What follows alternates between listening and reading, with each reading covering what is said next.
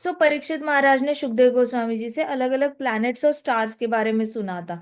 फिर परीक्षित महाराज ने पूछा कि हे सुखदेव गोस्वामी जी, ये सारी लिविंग एंटिटीज है, ये अलग अलग ग्रहों पर या फिर अलग अलग लोकों में क्यों डाली जाती है, क्या ये आप मुझे बता सकते हो? तो सुखदेव गोस्वामी जी ने कहा कि देखो, ये सारी जो लिविंग एंटिटीज है वो अपने अपने गुणों के हिसाब से, उनके अंदर रजोगुण है, सत्वगुण है, तमोगुण है, उन गुणों के प्रभाव से वो किस कौन सी एक्टिविटी करते हैं, मतलब क्या काम करते हैं, कर्म जिसको कहा जाता है। ठीक है।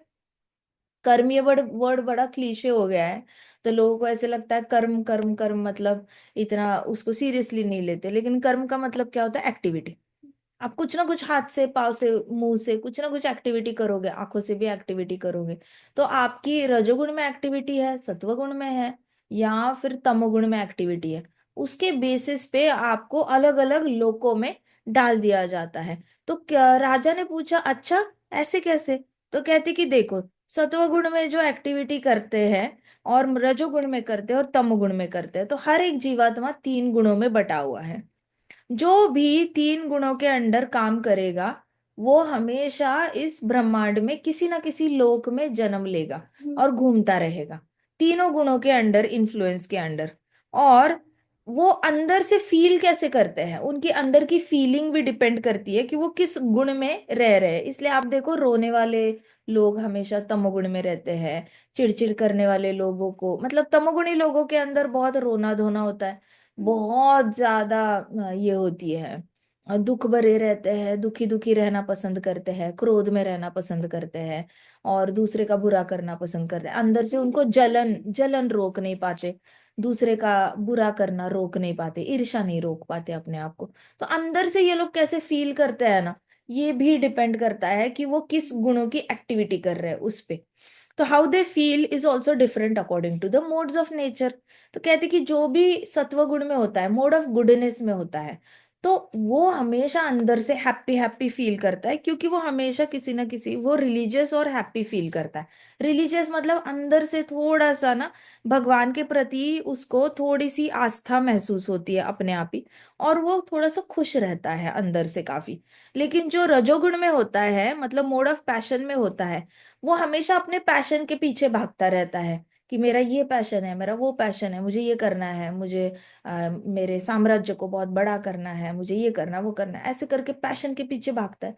तो वो काफी अनहैप्पी रहता है और इवेंचुअली अनहैप्पी होता है। जब भाग रहा तो होता है कि अपने पैशन के पीछे, तो उसका लगता है कि जब मिल जाएगा तो खुशी मिलेगी, लेकिन मिलने के बाद फिर वो एक नया, उसी पैशन के अंदर नया कुछ बना लेता है, और फिर उसके पीछे भागता है, फिर नया कुछ बना लेता है, फिर उसको पीछे भागता है। राइट। ऐसे करके भागते भागते होता क्या है कि वो एंड में अनहैप्पी ही एंड अप होता है। और जो भी तमोगुण के अंडर होता है, मोड ऑफ इग्नोरेंस, इग्नोरेंस का मतलब हमने डिस्कस किया था कि जिसको कुछ भी नहीं पता, ज्ञान ही नहीं है basically, lack of knowledge. Ignorance मतलब लैक ऑफ अवेयरनेस, नॉलेज भी नहीं, अवेयरनेस ही नहीं है, और ज्ञान भी होते हुए भी यूज नहीं करना वो नॉलेज, उसको इग्नोरेंस कहते हैं। एक तो हो सकता है पता ही नहीं है, दूसरा पता होने के बावजूद भी उस ज्ञान को यूज नहीं करना, तो ये इग्नोरेंस के अंडर आते हैं। तो ऐसे जो लोग होते हैं हमेशा मिजरेबल, मतलब बड़े ही एनिमल लाइफ जीते हैं। एनिमल लाइफ कैसी होती है? एनिमल लाइफ कैसी होती है? हमेशा डर डर के जीते हैं वो लोग। पानी पीते पीते भी ऐसे चाट रहे होंगे पानी, तो उनको लगेगा मगरमच्छ ना आ जाए उनको खाने के लिए। खाना खा रहे होंगे, उनको लगेगा शेर ना आ जाए पीछे से खाने के लिए। और अगर हाथी भी होगा तो उसको लगेगा कोई नीचे जाल तो नहीं बिछाया, गड्ढा तो नहीं है मेरे को पकड़ने के लिए। तो प्राणियों की लाइफ जो होती है वो बहुत मिजरेबल होती है, दुखी दुखी होती है। बहुत सारी उनको अपना ही लाइफ को, बहुत कठिनाइयों को सामना करना पड़ता है जो तमोगुण में होते हैं। तो ऐसे जिनके लाइफ में बहुत ज्यादा कठिनाइयां आती है ना कहीं उसका सोर्स भी, उसका कारण भी तमोगुण होता है, इस जन्म में और पिछले जन्म में भी। So by acting piously one can get different positions. अगर आप पुण्य करते हो तो स्वर्ग लोक में अलग अलग आपको पोजिशंस मिलते हैं, और पाप करते हो तो नर्क लोक में अलग अलग पोजिशंस मिलते हैं। तो आपके पुण्य और पापों के हिसाब से अलग अलग लोक आपको प्राप्त होते हैं। अब जो भी पाप में करता है, परीक्षित महाराज ने कहा, तो क्या इसका मतलब ये है कि हर पापी मोड ऑफ इग्नोरेंस में होता है? क्या आप ये कह रहे हो कि हर पाप करने वाला इंसान तमोगुणी होता है, मोड ऑफ इग्नोरेंस में होता है? तो सुखदेव गोस्वामी जी कहा एग्जैक्टली, कहते एग्जैक्टली तुमने बिल्कुल सही समझा राजन, कहते एग्जैक्टली तमोगुण में रहने वाला आदमी हमेशा ही अपनी बहुत सारी इच्छाएं पूरी करने के चक्कर में ढेर सारे मतलब अनलिमिटेड हेलिश प्लैनेट्स की यात्रा करता है। उसकी इच्छाएं बहुत ज्यादा होती है और उस इच्छाओं को पूरा करने के लिए वो पाप करता रहता है, करता रहता है। और पाप करते करते अनलिमिटेड टाइम्स, मतलब फ्रॉम टाइम इमेमोरियल, मतलब याद भी नहीं कर सकते आप कि वो कब से नर्क लोक की यात्रा कर रहा है। हमें क्या लगता है कि एक बार नर्क की यात्रा की तो एक वन टाइम जर्नी है, वन टाइम जर्नी होती ही नहीं है। पाप ही इतने ज्यादा करते हैं तमोगुणी लोग कि वो नीचे के लोगों में भी नीचे ही नीचे घूमते रहते हैं, उनको कई बार पृथ्वी पे जन्म लेने का मौका भी नहीं मिलता। तो ऐसे करोड़ों करोड़ों आत्माएं हैं, अनलिमिटेड, काउंट ही नहीं कर सकते। ऐसी आत्माएं जिन्होंने आज तक सूरज की रोशनी की एक किरण नहीं देखी है, नीचे के ही लोकों में घूमते रहे घूमते रहे घूमते रहे। इनको पता ही नहीं है सूरज एग्जिस्ट करता है, सूरज की रोशनी, पृथ्वी है, ग्रीनरी नाम का कुछ होता है। उनको पता ही नहीं है नीचे के लोगों में तो ग्रीनरी नहीं होती, सूरज नहीं, चांद नहीं, तो ग्रीनरी कौन सी? ग्रीनरी मतलब पेड़ पत्ते पौधे सब्जियां कहाँ से आएगी, इनके पास कुछ नहीं होता। सो बिकॉज ऑफ इग्नोरेंस ये लोग क्या करते हैं, बहुत ज्यादा हेलिश प्लैनेट्स की यात्रा इनकी कंटिन्यूअसली चलती रहती है। अब जो भी पाप करता है तमोगुण में, वो मैडनेस की वजह से करता है, resulting in least, misery is the least severe. तो वो इतना भ्रमिष्ट होता है, बुद्धि से भ्रमिष्ट होता है कि उसके दिमाग में कोई सही चीज जाती नहीं है। आप हजार बार एक ही चीज रिपीट करो, सालों सालों तक रिपीट करो, फिर भी वो टस से मस नहीं होता। वो इतना अहंकारी होता है, उसके अंदर इतना ज्यादा अहंकार होता है कि उसको लगता है कि मैं किसकी बात क्यों मानूं। रावण को हजार बार मंदोदरी ने बोला कि तुम राम के साथ लड़ाई मत करो, तुम राम के साथ लड़ाई मत करो। एक बार तो कुंभकर्ण ने भी बोल के देखा कि मुझे नहीं लगता भैया आप सही कर रहे हो राम के साथ दुश्मनी करके। और रावण को हजार हजार लोग बता रहे मत कर भैया, मत कर, ऐसे मत कर, ऐसे मत कर, मानने को तैयार नहीं बंदा, बिल्कुल नहीं। एक एक बात है जो माने वो, उसने अपनी मनमर्जी करनी। तो ऐसे कई सारे बच्चे भी होते हैं स्कूल में, टीचर वार्निंग देती है, प्रिंसिपल वार्निंग देती है, सस्पेंड किया जाता है, फिर भी ये बच्चे टस से मस होते हैं। ऐसे बच्चे कुछ घर में भी पलते हैं जो उनको, जैसे दुर्योधन है, दुर्योधन को हजार बार भीष्म पितामह ने बोला कि दुर्योधन तुम्हारा अभ्यास कम पड़ रहा है, तुम्हारा अभ्यास कम पड़ रहा है, तुम शास्त्रों के पठन करो, शास्त्रों का पठन करो, तुम पढ़ते नहीं हो, तुम सिर्फ गदा युद्ध में जीत नहीं सकते, तुम्हें अपने दिमाग में अपने अंदर राजा बनना है अगर तुम्हें, तो तुम्हें कभी ना कभी अपने अंदर राजाओं वाले गुण भी लाने होंगे, अच्छे गुण लाने होंगे, तू पढ़ा कर। कभी नहीं दुर्योधन ने सुनी। दुर्योधन को लगता था शकुनी मामा कूटनीति पढ़ के आए हैं, तो मैं शकुनी मामा से कूटनीति मैं लाइफ में इम्प्लीमेंट करते करते सीखूंगा। तो ये बंदा किसी और के नॉलेज पे डिपेंडेंट था हमेशा ही। इसने खुद तो बुक ही नहीं खोली कभी, कभी पढ़ाई नहीं करी। और युधिष्ठिर महाराज होते थे, वो बड़ी सारी पढ़ाई करते थे, बहुत ज्यादा पढ़ाई करते थे। तो युधिष्ठिर महाराज अंत में जीते, और दुर्योधन के पास खुद का ज्ञान नहीं था। जिस दिन शकुनी डेड, कूटनीति डेड, जो थोड़ा बहुत सीखा है उसके बलबूते पे तो वो आगे जीत नहीं पाया। सो इसलिए दूसरे के इस पे नॉलेज पे कभी डिपेंड नहीं रहते, हमेशा खुद से भी अपने से कोशिश करनी चाहिए। लेकिन तमोगुणी लोग होते हैं ना, उन्होंने खुद कुछ पढ़ना नहीं होता, उनको हमेशा किसी और का सहारा लेकर, अब गलती से कई कई जैसे लोगों का सहारा ले लिया, रावण जैसे लोगों का सहारा ले लिया, शकुनी जैसे लोगों का सहारा ले लिया, फिर तो पूरा भविष्य खराब हो जाएगा। अगर सत सत विवेक बुद्धि होगी तो हो सकता है आप विदुर जैसे लोगों का सहारा लो, लेकिन सहारा किसका ले रहे हो ये भी मैटर करता है। राजा महाराजा भी अपने जो मिनिस्ट्री होती थी उसमें ऋषिगणों का सपोर्ट लेते थे, लेकिन उनको हमेशा पता होता था कि कौन सा ऋषि सही बोल रहा है और कौन सा नहीं। शुक्राचार्य ने बलि महाराज को कहा मत दो वामन को जो मांग रहा है, तो शुक्र एटलीस्ट बलि महाराज ने इतनी पढ़ाई तो करी थी कि उनको पता था कि विष्णु भगवान को मना नहीं करना चाहिए, जो मांगते हैं तुरंत देना चाहिए। तो वो उनके पास डिस्क्रिमिनेशन पावर थी कि मैं कहाँ पे किस ऋषि को मना करूं। वैसे आपके पास खुद की बुद्धि होनी चाहिए, भागवतम का ज्ञान होना चाहिए। आपको हजार भक्त आएंगे कुछ बताने के लिए, हजार ब्राह्मण आएंगे बताने के लिए, हजार क्षत्रिय वैश्य आएंगे बताने के लिए, खुद की बुद्धि होनी चाहिए। पढ़ाई करो, बुक्स पढ़ो, खुद आपके पास भागवतम का सेट है घर पे, खोल के पढ़ लिया करो, खुद जब तक नहीं पढ़ते ना, सेल्फ रियलाइजेशन, इधर से जो कनेक्शन बनेगा ना कृष्णा के साथ, वो बहुत गहरा बनेगा। और फिर अंदर से परमात्मा आपको, जिसको हम इंग्लिश में कहते हैं गट इंस्टिंक्ट्स, गट इंस्टिंक्ट्स कहते हैं, कभी कभी सिक्स्थ सेंस कहते हैं।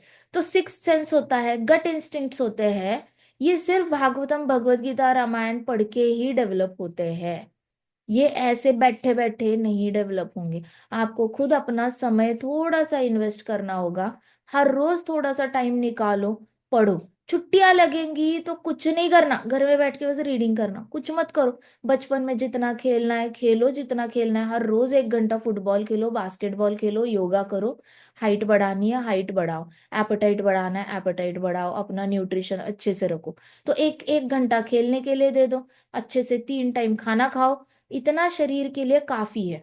बाकी टाइम कहीं जाना नहीं, दोस्तों के साथ ज्यादा इधर उधर टाइम वेस्ट नहीं करना है। पढ़ो, जितना पढ़ोगे उतना तमोगुण से बाहर आओगे। लेकिन अगर डिपेंड रहोगे शकुनी के ऊपर, डिपेंड रहने, कल को ऑफिस ज्वाइन करोगे आप लोग, ऑफिस में आपको गलत दिशा दिखाने वाला कोई मिला, पता नहीं होता कि सुंदर चेहरे के पीछे, मीठी बातों के पीछे कौन शकुनी निकले और आपका बुरा करने वाला निकले। तो आपके पास ये बाइफर्गेशन, ये डिस्क्रिमिनेशन पावर होनी चाहिए कि कौन क्या बता रहा है, मुंह पे बस मिठा है या सच में इसके पास ज्ञान है। ये वाली डिस्क्रिमिनेशन पावर होती है, वो पढ़ के आती है। तो ये जो तमोगुणी लोग होते हैं पूरे भ्रमिष्ट होते हैं। इनको कितनी बार भी बोलो पढ़ो पढ़ो पढ़ो पढ़ो पढ़ो, ये पढ़ेंगे ही नहीं। ये ढीठ होते हैं। इनको एक ही चीज बोलो कि जल्दी उठो, सुबह जल्दी उठो, जल्दी उठो, जल्दी उठो, ये उठेंगे ही नहीं। इनको बोलो रात को जल्दी सो जल्दी सो जल्दी सो, ये लोग सोएंगे नहीं। इनको बोलेंगे टाइम पे खाना खाओ, टाइम से पहले रेडी हो जाओ, ये होंगे नहीं। इसको कहते हैं मैडनेस, टोटल मैडनेस। मैडनेस मतलब इससे बड़ा पागलपन नहीं हो सकता।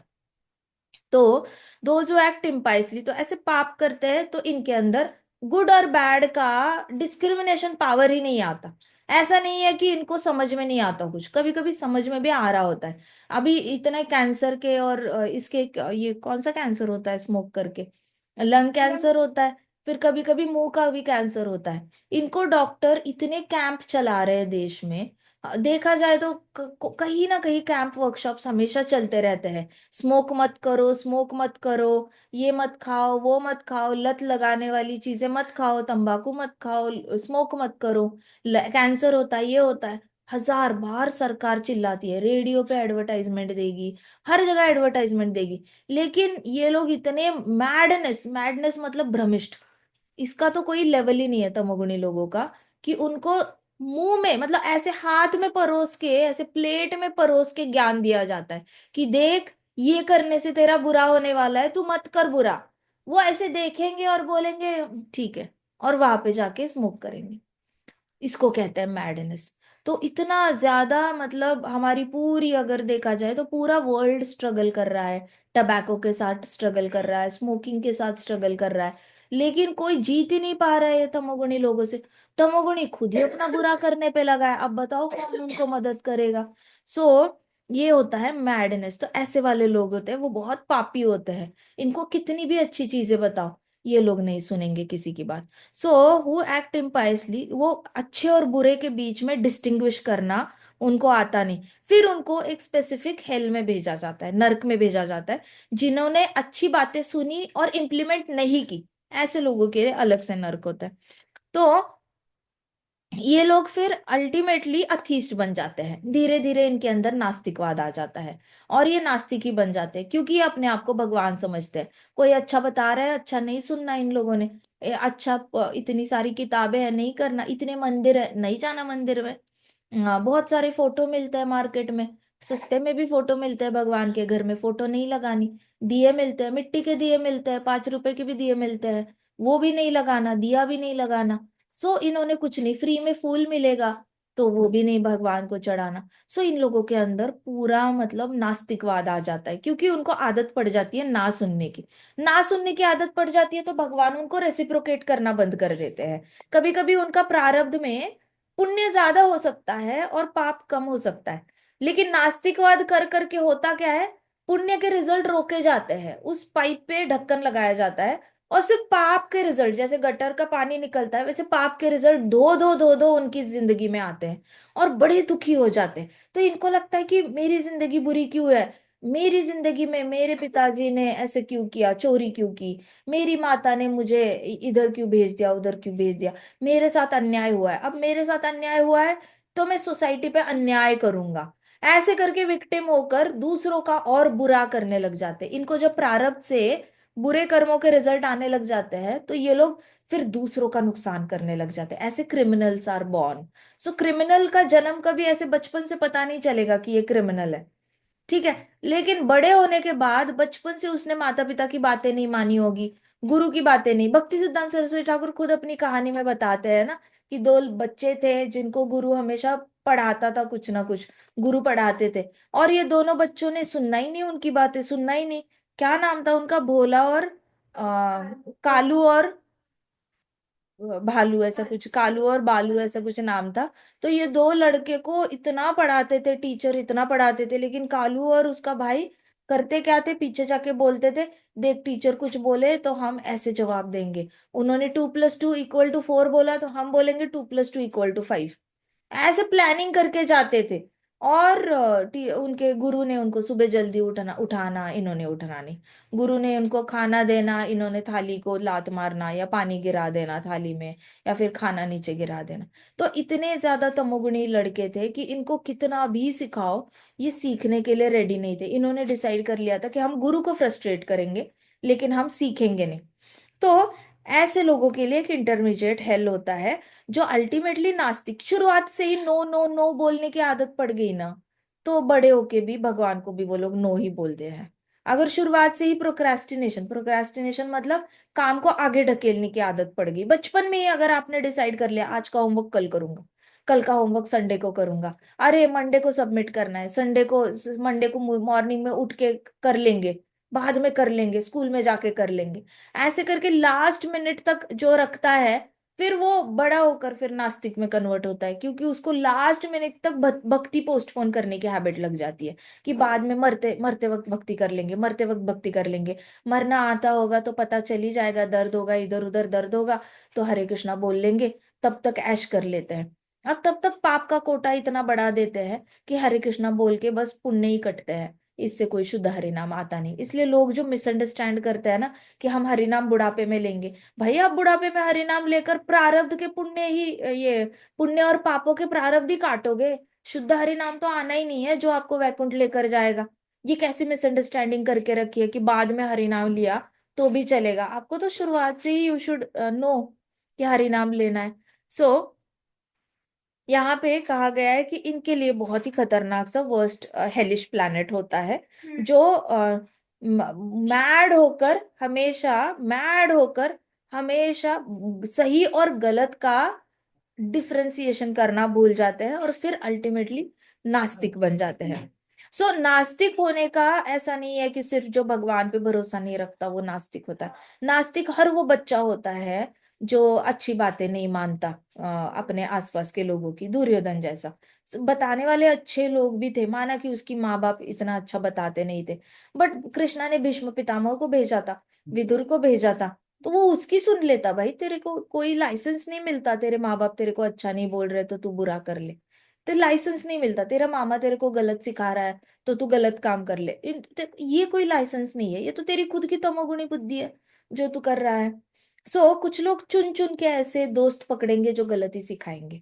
कहते हैं ना कि आप कितना भी अच्छे स्कूल में बच्चे को भेजो, लेकिन बच्चे के अंदर तमोगुण होगा ना तो वो स्कूल में चुन चुन के गलत दोस्त ढूंढ कर ड्रग्स में फंसेगा, कार रेसिंग में फंसेगा, कार के एक्सीडेंट्स में फंसेगा, किसी के खून में फंसेगा, जेल में जाएगा, किसी रैकेट में फंसेगा, लेकिन वो फंसेगा जरूर, अच्छी से अच्छी जगह पे जाकर भी गंद कैसे मचानी है वो करेगा। इसको कहते हैं भ्रमिष्ट होना, बुद्धि भ्रमिष्ट होना, सही चीज और गलत चीज में अंतर नहीं जानना। सो परीक्षित महाराज ने कहा ये है कहाँ, आप जो हेलिश प्लैनेट्स बोल रहे हो, हेलिश मतलब नर्क, है कहाँ ये तो बताओ। तो सुखदेव गोस्वामी जी ने कहा, ऐसे सांस छोड़ी उन्होंने ऐसे, फाइनली बताना पड़ेगा उनको। तो उनको ऐसे लगा कि अभी नर्क के बताना पड़ेगा राजा को कि नर्क कहाँ होता है। तो they are situated in southern part of universe, ऐसे कहा। उन्होंने कहा यूनिवर्स के दक्षिण में, यूनिवर्स के दक्षिण में भूमंडल के नीचे, पाताल और गर्भोदक ओशन के बीच में नर्कलोक होता है।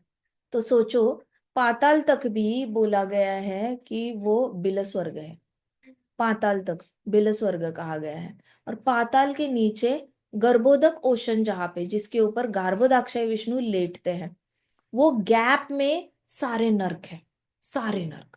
तो कहते कि Pitrilok, the planet of ancestors, is also located here. Pitrilok नीचे होता है, पितृलोक नीचे होता है। पितृलोक कहाँ पे है? पाताल के नीचे है पितृलोक। तो पितृलोक यहाँ पे, the planet of ancestors is also located here. The residents of Pitrilok meditate on supreme lord and wish their families well. बस पितृलोक में ये फर्क होता है कि वहां पे जो रहने वाले होते हैं वो कोशिश करते हैं भगवान पे मेडिटेट करने की और अपने परिवार के लिए हमेशा प्रे करते रहते हैं। तो वो वहां पे रहकर कहते हैं, जैसे यहाँ पे माँ बाप, बच्चा अगर बोर्ड एग्जाम्स देने चला जाए तो पीछे माँ भगवान को दिया लगाएगी और बोलेगी भगवान उसका पेपर अच्छा जाने दो। अगर बच्चा कोई एंट्रेंस एग्जाम देने जाता है तो माँ दिया लगाएगी, बोलेगी भगवान प्लीज मेरे बच्चे का एग्जाम अच्छा हो। अगर कोई बच्चा कोई मतलब बाहर देश में जा रहा है तो भगवान उसकी फ्लाइट सेफ हो, भगवान वो टाइम पे पहुंचे। कोई ट्रेन से बच्चा हॉस्टल जा रहा है उसके लिए प्रे करेगी। वैसे माता पिता मरने के बाद भी पितृलोक जाकर अपने बच्चों के लिए प्रार्थना करते रहते कि इसको सुख देना, इसको सुख देना, इसको समृद्धि देना, सुख देना, समृद्धि देना। इसलिए इंडिया में, एशियन कंट्रीज में पितरों को शांत करना, उनको खुश रखने पे बहुत ज्यादा फोकस दिया जाता है। उनका 100% ये भरोसा होता है कि अगर वो अपने पितरों को खुश रखेंगे तो वो लोग वहां से देवताओं को प्रे करेंगे और देवता फिर उनका रक्षण करेंगे। तो देवता लोग ऊपर से आके, heavenly gods will protect them, कहते हैं कि if we keep our parents happy in Pitriloka, then heavenly gods will come and protect them. तो वो हमेशा अपने माता पिता पे डिपेंड रहते हैं। माता पिता मर गए तो भी उनकी समाधि, जहाँ पे भी उनकी ये दफनाया होता है या जलाया होता है, जहाँ पे भी उनका बनाया होता है, वहां पे जाएंगे और माता पिता को हमेशा प्रे करेंगे। तो इसमें बहुत पावर है माता पिता को प्रे करने में। माता पिता को हमेशा कुछ ना कुछ जाना उनके पास, मृत्यु भी हो जाए उनकी तो भी जहाँ पे भी उनकी रेमिनेंट्स है, जहाँ पे आपने उनकी अस्थियां रखी है या फिर जो किया है, वहां पे जाकर उनसे बात करना, उनको फूल ऑफर करना, उनको कुछ ना कुछ खाना लेकर जाना और बातें करना उनके साथ, ये सब करते हैं। तो ऊपर के जो पितृलोक होते हैं, तो सारे पितर जो होते हैं वो बहुत ज्यादा और इंटेंसली भगवान को प्रे करने लग जाते हैं कि मेरे बच्चे का ख्याल रखना, मेरे बच्चे को लंबी उम्र देना, मेरे बच्चे को सुख देना, समृद्धि देना, ढेर सारा सक्सेस देना। ऐसे करके ये पूरी चेन चलती है। तो एशियन कंट्रीज का ये जो कल्चर है बहुत पुराना कल्चर है, पहले से चला आता आ रहा है। So residents of Pitrilok, but what has Pitrilok to do with hellish planets? Parikshit Maharaj ने कहा लेकिन पितृलोक का और नरकलोक का क्या कनेक्शन है, नीचे क्यों है वो, ऐसे कहा परीक्षित महाराज ने। तो that's a good question, Sukhdev Goswami से कहा दैट्स अ गुड क्वेश्चन, पितृलोक और नरकलोक का क्या कनेक्शन है, क्यों कनेक्शन रखा है उसका? तो Yamraj ji, the lord of death and the powerful son of sun god is the king of Pitrilok. Yamraj ji जो है वो सन गॉड के बेटे हैं। और वो कौन है? वो डेथ के देवता है, डेथ के मतलब मृत्यु के देवता है। तो वो इस पितृलोक के राजा है। यमराज जी जो है वो किसके राजा है? पितृलोक के राजा है। He has his personal assistants, agents called Yamadutas, who bring all the sinful souls to him as soon as they die। तो जो भी उसके ये है असिस्टेंट्स है यमराज जी के, उनको यमदूत कहा जाता है, जो यमराज जी को हेल्प करते हैं बेसिकली सारे टास्क में। तो वो यमदूत जैसे ही कोई मरता है ना, सबसे पहले अपने राजा के पास लेकर आते हैं। और यमराज जी रहते हैं पितृलोक का राजा है तो वहां पे रहते हैं वो। तो वहां पे लेकर आते हैं, जैसे ही जितने भी पापी लोग हैं सबसे पहले उनको पितृलोक में लाया जाएगा। So he has his personal assistants who bring all the sinful souls to him.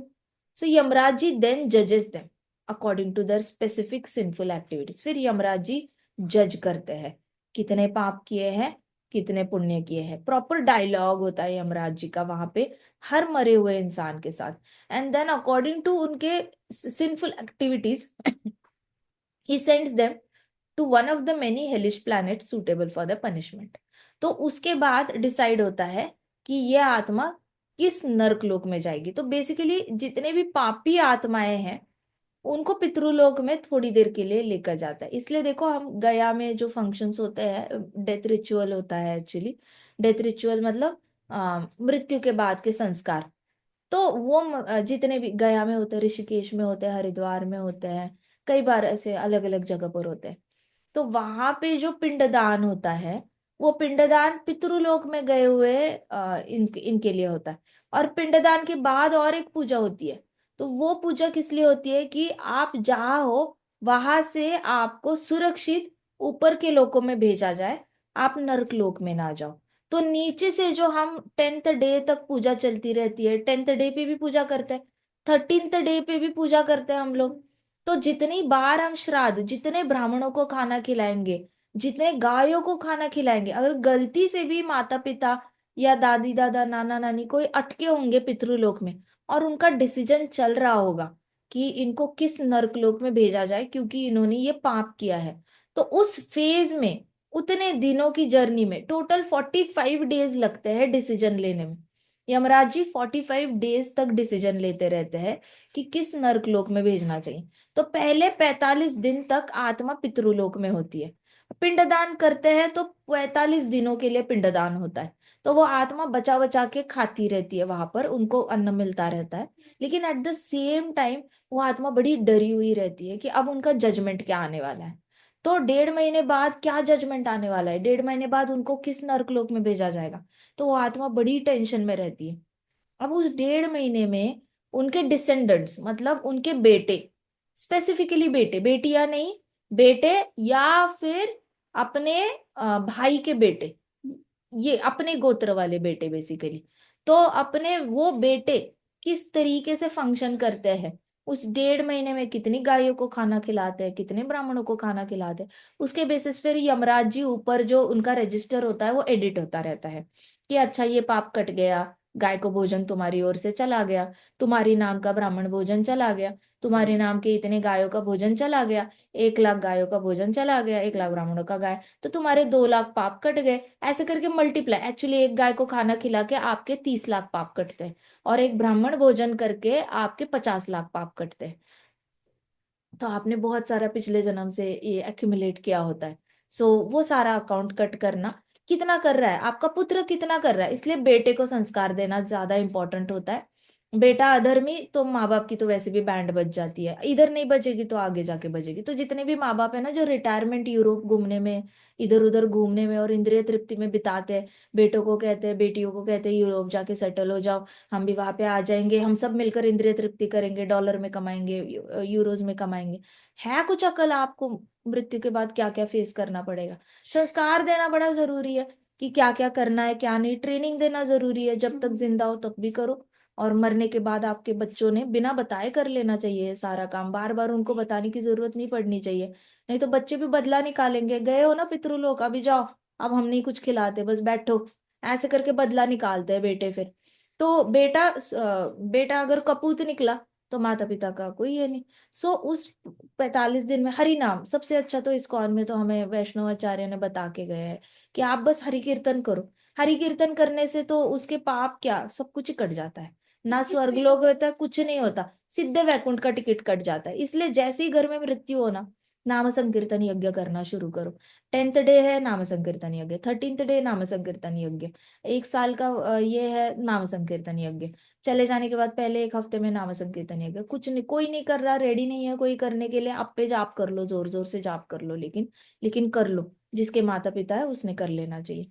इस तरीके से उनको 45 डेज में उनको थोड़ा सा बचा लेना चाहिए उस जर्नी से, क्योंकि उन्होंने सच में बहुत कृपा करी होती है।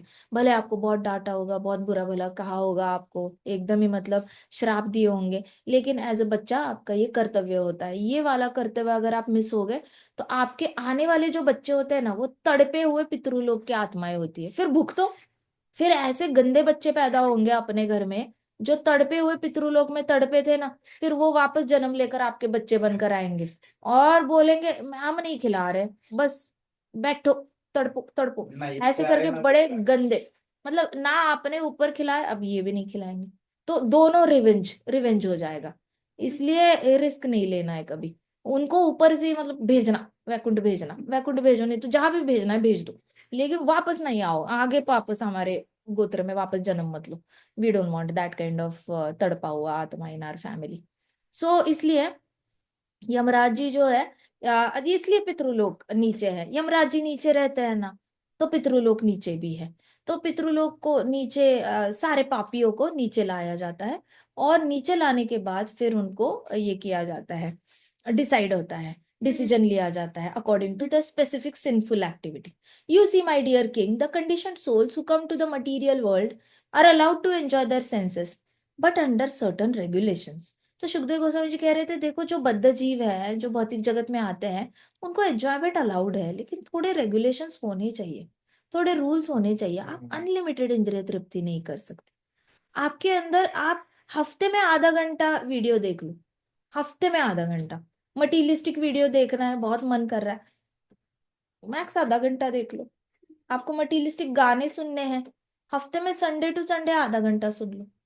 अनलिमिटेड, जिसमें कोई बाउंड्री ही नहीं है, ऐसे वाले काम नहीं करने हैं। तो सुखदेव गोस्वामी जी कह रहे थे कि देखो, बद्ध जीवों को मटेरियल वर्ल्ड में भेजा होता है, लेकिन उनको रूल्स के साथ भेजा है। बहुत कम इंद्रिय तृप्ति करने की परमिशन है उनको, उनको अनलिमिटेड इंद्रिय तृप्ति करने की परमिशन नहीं है।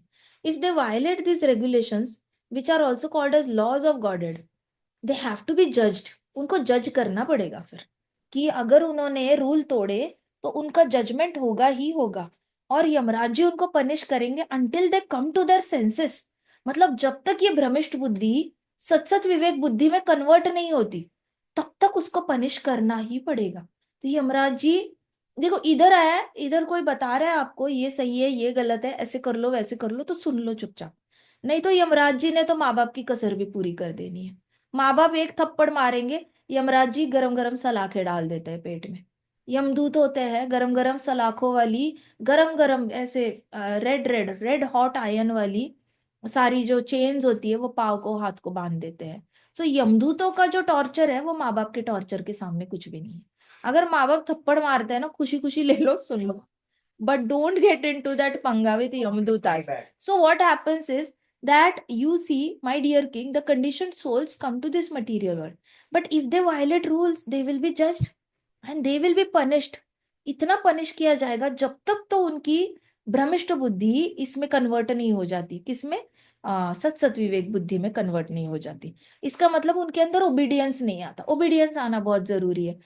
तो ओबीडियंस नहीं आता, and then get a chance to become devotees of lord. जैसे ही ओबीडियंस आएगा, फिर जाके उसको पृथ्वी भारतवर्ष में जन्म दिया जाएगा। भारतवर्ष में ओबीडियंस यूज करके उसको किसी मंदिर के आसपास जन्म मिलेगा, मठ के आसपास जन्म मिलेगा, या फिर भक्त माता पिता के घर में जन्म मिल सकता है। लेकिन ओबीडियंस आने के बाद उसका क्वालिफिकेशन हाई हो जाता है, और फिर वो गुरु की दीक्षा लेने के काबिल बनता है। जो ओबीडियंट नहीं है, वो गुरु की दीक्षा के भी काबिल नहीं होता। तो ओबीडियंट बनने के लिए नर्क बना हुआ है। अब समझ में आया? सो घर में जब कोई आपको डिसिप्लिन कर रहा है, तो उसको आपने नेगेटिवली नहीं लेना है। डिसिप्लिन इज मस्ट, यहाँ नहीं तो नर्कलोक में ही सही हो जाओ डिसिप्लिन, जहां होना है मर्जी आपने चूज करना है। स्कूल में डिसिप्लिन होना है, कॉलेज में डिसिप्लिन होना है, घर में डिसिप्लिन होना है, या नर्कलोक में जाके डिसिप्लिन होना है। Choice is yours, full independence है आपको। आप डिसाइड करो कि आपने कहाँ डिसिप्लिन होना है। लेकिन नर्क लोग डिसिप्लिन करने के लिए ही बना हुआ है। ये वाले जो लोग होते हैं, सिंफुल लोग होते हैं, उनको चांस मिले डिवोटी बनने के लिए, इसलिए इनको बहुत ज्यादा उनकी जो जड़ बुद्धि है, उसको सत सत विवेक बुद्धि में कन्वर्ट करने के लिए बहुत ज्यादा टॉर्चर का इस्तेमाल करना पड़ता है, क्योंकि इनको मिट्टी बातें समझ ही नहीं आती। मीठी बातें समझ में नहीं आती, अच्छे से बताई हुई बातें भी समझ में नहीं आती। डांट कर भी नहीं समझा जाता, कभी कभी मार कर भी नहीं सीखते ये लोग। दुर्योधन जैसे लोग तो मर कर भी नहीं सीखते। सो फिर यमराज जी को कंट्रोल लेना पड़ता है ऐसी आत्माओं का। यमराज जी कंट्रोल ले लेते हैं और उनको सीधा कर देते हैं। इसलिए ओबीडियंट शिष्य जो होते हैं, वो गुरु को बहुत प्रिय होते हैं। गुरु हमेशा सोचता है कि एक भी ओबीडियंट शिष्य आ जाए, अगर आ जाए, तो फिर उस शिष्य का, वो शिष्य बहुत सारे शिष्यों का भला कर सकता है। सो परीक्षित महाराज ने ऐसे सुना, और he understood that Lord only had the best interest. मतलब भगवान के हृदय में कंडीशन्ड सोल के लिए, बद्ध जीवों के लिए बेस्ट इंटरेस्ट ही है मन में, कुछ बुराई नहीं है। ऐसा नहीं कि भगवान बदला निकालना चाहते हैं नास्तिकों से कि तू मुझ पर भरोसा नहीं करता, चल मैं तेरे को टॉर्चर करता हूं, ऐसा नहीं है। भगवान चाहते हैं कि आप थोड़े से ओबीडियंट हो जाओ और फिर गुरु करो, और गुरु करके मेरे पास आ जाओ, इतना ही 3 स्टेप चाहते हैं भगवान। लेकिन obedience is very rare quality. Obedience बहुत हाई सुप्रीम कैरेक्टर है, जो बहुत कम लोगों में होता है। सुप्रीम कैरेक्टर, ओबीडियंट बच्चे हमेशा ओबीडियंट शिष्य बनते हैं, और ओबीडियंट शिष्य हमेशा वैकुंठ राधा रानी के फेवरेट होते हैं, क्योंकि जितने भी गुरु होते हैं वो राधा रानी के अंश होते हैं, राधा रानी के थ्रू निकल कर आते हैं ये सारे गुरु। तो ओबीडियंट बच्चा मिलना, ओबीडियंट शिष्य मिलना, ये तो राधा रानी के कृपा है। राधा रानी की कृपा नहीं होगी तो आपके अंदर ओबीडियंस आ भी नहीं सकता। इसलिए वृंदावन में सब लोग राधे राधे राधे राधे राधे राधे बोलते रहते हैं। क्यों राधे राधे बोलते हैं? ओबीडियंस आ जाता है राधा रानी का नाम लेकर। सो यहाँ पे परीक्षित महाराज ने ये सुखदेव गोस्वामी जी ने कहा कि there are in fact 28 hellish planets. देखा जाए तो 28 नर्क होते हैं। सुखदेव गोस्वामी जी ने कहा, कहते कि I will describe what punishment is given to the souls who come there and what sinful activity they have perform to reach there. तो कहते कि मैं अभी तुम्हें बताऊंगा ये 28 जो नर्क लोक है, तो वो नर्क लोक कैसे है और क्या काम करना पड़ता है जिससे कि आप उस नर्क के लोकों में आपको जाने के लिए एलिजिबिलिटी हो जाती है। मतलब हॉरिबल डेस्टिनेशन में जाने के लिए क्या काम करना पड़ता है। सुखदेव गोस्वामी ने कहा कि what sinful act they had perform to reach such horrible destination. मतलब हॉरिबल डेस्टिनेशन होता है नर्क, उसके लिए इन लोगों ने क्या काम किया होता है उसके बारे में बताता हूँ। कहते please do not be fearful dear king. Sukhdev Goswami ji ने वार्निंग दी कि हे राजन, डरो मत, because hellish planets are only meant for souls who cannot learn by any other means। किसके लिए बना है hellish planet? Who cannot learn। जो किसी भी तरीके से सीखते नहीं है, ऐसे लोगों के लिए ही नर्क बना हुआ है। किसी भी तरीके से सीखते नहीं है, ना डंडे से सीखते हैं, ना तलवार से सीखते हैं, ना गोली बारूद से सीखते हैं, डांट से नहीं सीखते, डर से नहीं सीखते, किसी भी चीज से नहीं सीखते। ये 28 नर्क लोग सिर्फ ऐसी जीवात्माओं के लिए बने। तो हे परीक्षित महाराज, आपको डरने की जरूरत नहीं है, ऐसे करके सुखदेव गोस्वामी जी ने कहा। अब वो कहते हैं कि my dear king, Parikshit Maharaj ने कहा please tell me. Parikshit Maharaj बहुत क्यूरियस हो गए और कहते कि please tell me, I am curious to know the sinful activities. Parikshit Maharaj कहते कि मुझे पाप जानने के लिए मैं बहुत क्यूरियस हूँ। ऐसे कौन से पाप है इतने बड़े जिसके लिए 28 नर्क क्रिएट करने पड़े कृष्णा को? तो my dear king, if someone takes another's wife, children और money, the Yamadutas arrest him at the time of death. अगर किसी ने दूसरे की पत्नी पे नजर डाली, दूसरे के बच्चे ले लिए, या फिर दूसरे का पैसा ले लिया, तो यमदूत उस पे नजर रखते हैं कि किसने दूसरे की प्रॉपर्टी पे नजर डाली है, किसने दूसरे की स्त्री पे नजर डाली है, और दूसरे के बच्चे। ये तो ब्रिटिशर्स ने बहुत किया है, मुगलों ने भी बहुत किया है। इन्होंने तो मास किलिंग करी थी, मास एब्डक्शन भी किया था। तो मास लेवल पे इन लोगों ने अत्याचार किए थे, जहां पे पुरुषों को मारा जाता था, पत्नियों को किडनैप करके अपनी पत्नी बनाते थे, या फिर कभी कभी बिना पत्नी के भी अपनी नौकरानी बना के रखते थे, और फिर उनसे बच्चे पैदा करते थे, और उनके ओरिजिनल बच्चे हैं जो उनके पति से बने हैं, उनको अपना नौकर बना के रखते थे। तो एक 8 साल का बच्चा अगर नौकर बन गया तो वो 70-80 साल तक जीता था। तो एटलीस्ट 60 ईयर्स तक, तो कितने साल तक उनको उनके पास एक परमानेंट नौकर मिल गया? 52 ईयर्स तक तो आराम से मिल गया। तो एक छोटा बच्चे को नौकर बनाकर अपनी लाइफ बहुत ऐश और आराम में जीते थे ये लोग। तो मुगलों ने ऐसे काम किए हुए हैं, और ब्रिटिशर्स ने भी ऐसे काम किए हुए हैं, तो इसमें कोई नया नहीं है। तो ये वाली आत्माएं कहाँ जाएंगी? तो इनको टाइम ऑफ डेथ, इनकी जब मृत्यु हुई होगी तो इनको कहाँ लेके जाएंगे? With ropes of time they bind him and throw him into hellish planets called Tamisra. अब तामिश्र नाम का एक नर्क होता है, वहां पे इन लोगों को डाला जाता है जो दूसरे की पत्नी, बच्चे और प्रॉपर्टी पे नजर डालते हैं। In this dark planet the Yamadutas chastise. तो आमिश्र में यमदूत क्या करते हैं? बहुत ज्यादा उसका अपमान करते हैं, और उसके पापों को बार बार याद दिलाते हैं कि तूने ये किया, तूने ये किया, तूने ये, इको ही होता रहता है।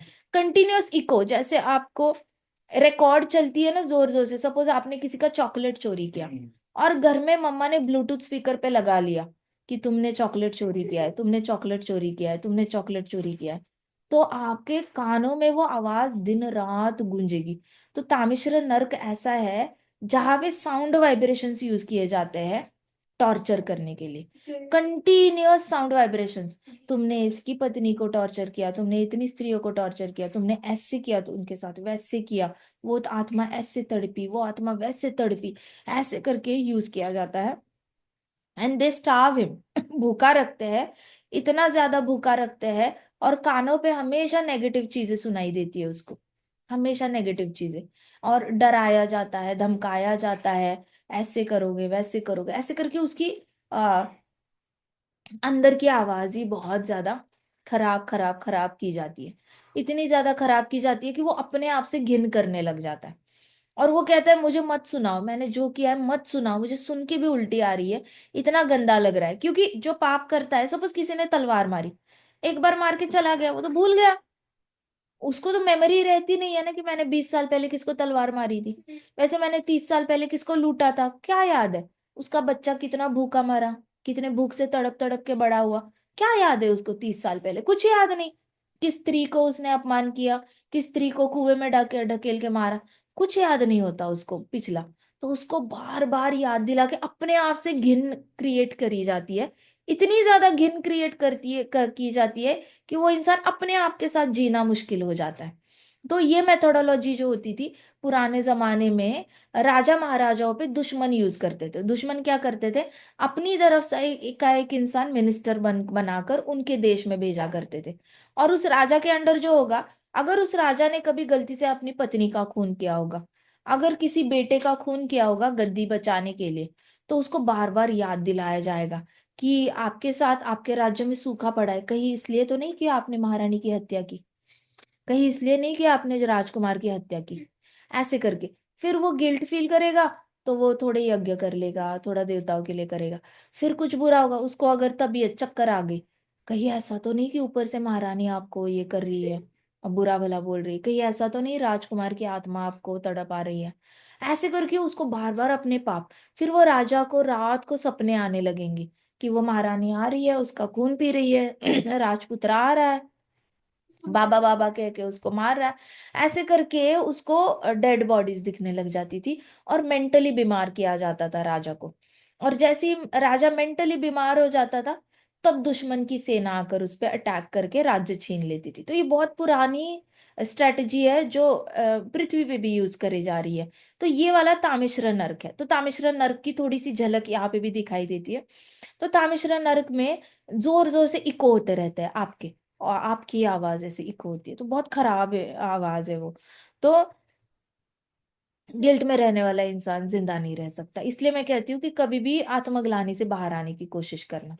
पुराने जमाने में जितने भी ये होते थे, ऋषि महर्षि होते थे, तो कोई भी इंसान हो, वो हमेशा वानप्रस्थ जाता था और अपनी सारी आत्मग्लानि से बाहर आता था मेडिटेशन करके। तो ये जो हठ योगी है, ये इतना ज्यादा हठ योग करते हैं, बहुत ज्यादा जोर जोर से सांस बाहर फेंकेंगे, उल्टा पुल्टा उल्टे हो जाएंगे, सर के बल खड़े हो जाएंगे, हाथ के बल चलेंगे, ये सब कुछ करके कर क्या रहे होते हैं, अपने अपने आप को टॉर्चर करते हैं। आपने वो कई सारे साधु सुने हैं, ऐसे चाबुक लेते अपने पीठ पे मारते, पीठ पे मारते, वो कर क्या रहे, कौन सी तपस्या है ये? ये तामश्री तपस्या, इसको तामश्री तपस्या कहते हैं। तामश्री मतलब क्या? अपने आप को चाबुक मार के अपनी आत्मग्लानि से बाहर आना। अब सबको क्या लगता है, इसको लग नहीं रही है, ये तो बड़ा महान साधु महात्मा है, घंटा साल साधु महात्मा है वो, बेवकूफ है वो। उसको याद आता है कि मैंने अपने पत्नी को कितना मारा था, मैंने अपनी बहन को कितना मारा था, मैंने अपने पड़ोसी की लड़की को कितना मारा था, मैंने इसको कितना मारा था, उसको। तो वो अपने आप को जब भी चाबुक मारता है ना, वो अपने पापों को याद करके अपने आप को पनिश कर रहा होता है। अब ये उसका तरीका है आत्मग्लानि से बाहर आने का, उसका अपना तरीका है।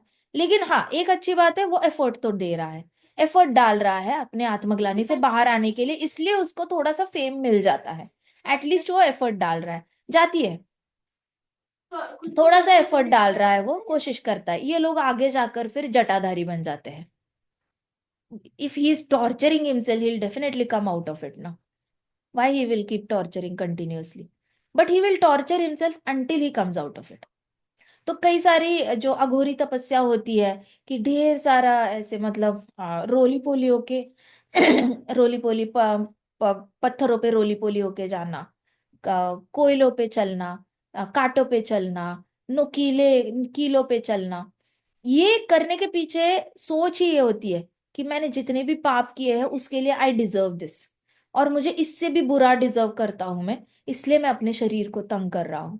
तो ये तरीका होता है पश्चाताप करने का। ये कोई जन्मे नहीं थे, ए न्यूबॉर्न बेबी 1 साल का या 3 साल का कभी बोलेगा नहीं मम्मा कोयले लाओ मुझे उसके ऊपर चलना है। उसके पास कुछ आत्मग्लानि के लिए है नहीं ना। जिसके पास आत्मग्लानि के लिए जितना हैवी रीजन है, जितना उसका अंदर का जमीर जो है उसको खल रहा है, मैंने ये गलत किया है, मैं क्या करूं क्या करूं, मुझे सेल्फ हार्म करके अच्छा लगता है। तो सेल्फ हार्म, अमेरिका के लोग क्या करते हैं, ब्लेड से काटते हैं अपने आप को, इधर काटते हैं इधर काटते हैं। आजकल लोगों ने टैटू बनाना शुरू किया है, कुछ लोग बिना एनेस्थीसिया के टैटू बनाते हैं, अपने आप को टॉर्चर करते हैं। टॉर्चर करने का तरीका है। तो जो जो इंसान किसी कोई बुरा करता है और उससे हैंडल नहीं होता, तो वो अपने आप को बहुत ज्यादा शरीर को तकलीफ देता है। तो तामश्री जो ये है तामिश्र हेलिश प्लैनेट है, वहां पे साउंड वाइब्रेशंस को कॉन्टिन्यूअसली कानों पे डाल डाल के उस इंसान को उसकी आत्मग्लानि नेक्स्ट लेवल तक बढ़ाई जाती है। सो और फिर भूखा भी रखते हैं, और फिर वो भूखा रह रहकर पूरी तरह बेहोश हो जाता है। बेहोशी में भी वो अपने पाप कर्मों के बारे में, तो बेसिकली फंडा ये है कि आपके पाप आपको भूलने नहीं दिए जाते। भूलना नहीं है किए हुए पाप, गड़े मुर्दे उखाड़ उखाड़ के आपके सामने लाए जाते हैं। So this is what happens. आगे की हम कथा कल करेंगे।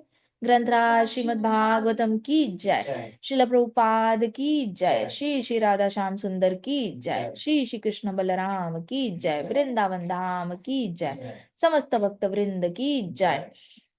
हरे कृष्णा कृष्णा कृष्णा हरे हरे, हरे राम राम राम हरे हरे, हरे कृष्णा महासंकीर्तन यज्ञ की जय।